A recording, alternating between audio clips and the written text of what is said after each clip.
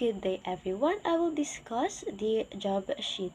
So the contents of this discussion will be our introduction, objectives, task sheets and operation sheets, job sheet, the format as well as our reference.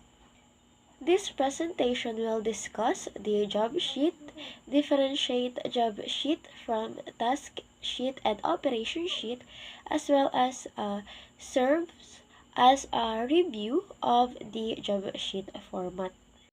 The objectives of this discussion are define job sheet and be able to know its importance, differentiate job sheet from task sheet and operation sheet, as well as develop job sheet and enhance the skills acquired on task sheet and operation sheet discussion. What is your dream job? So some might say they want to be an educator, um, they want to be a doctor, an artist, contractor, an engineer, so on and so forth. So first, let's differentiate the task sheet and operation sheet. Okay, so for the task sheet, it is a set of instructions telling the trainee to perform a single task.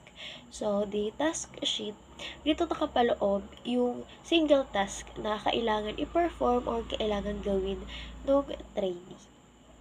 So for the operation sheet, it is a set of instructions or use of a particular machine or equipment.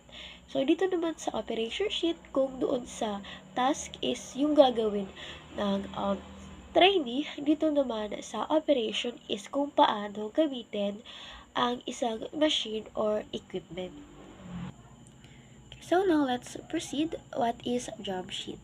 It is a set of instruction for a performance of a job, a combination of task and operation needed to develop a product or a performance of a service or a combination of both.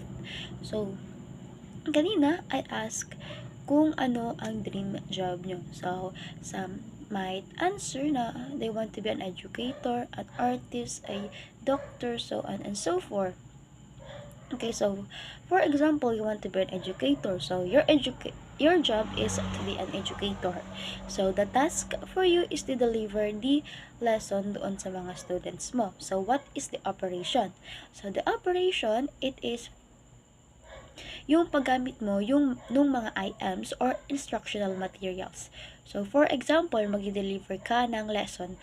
So need mong gumamit ng projectors. Okay, so yung projector na yun, doon napapasok ito sa operation sheet.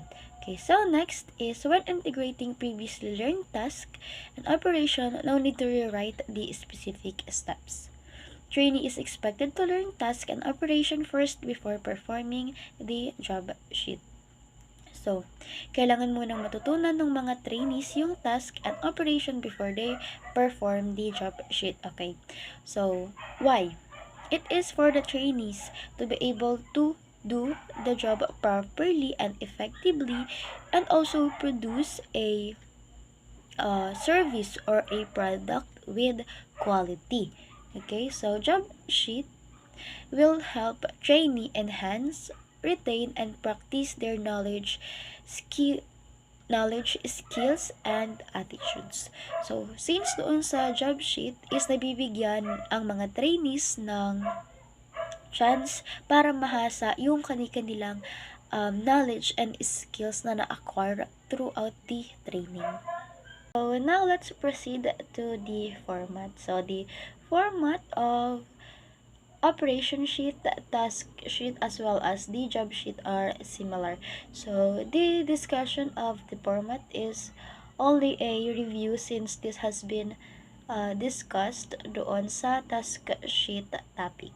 Okay, so as you can see, this format is from the task sheet since pare-pareho lang silang tatlo ng format. Okay, so for number 1, the task sheet or job sheet number, it shall follow the code of last information sheet. For example, the information sheet number niya is 1.1-2.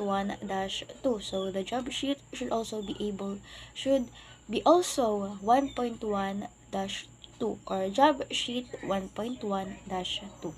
For the title, it should be describe the job in a few words.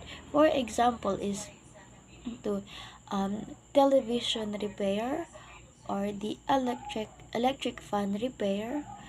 Okay, so CCTV installation. So that's the title. Okay, so number 3, we have the performance objectives.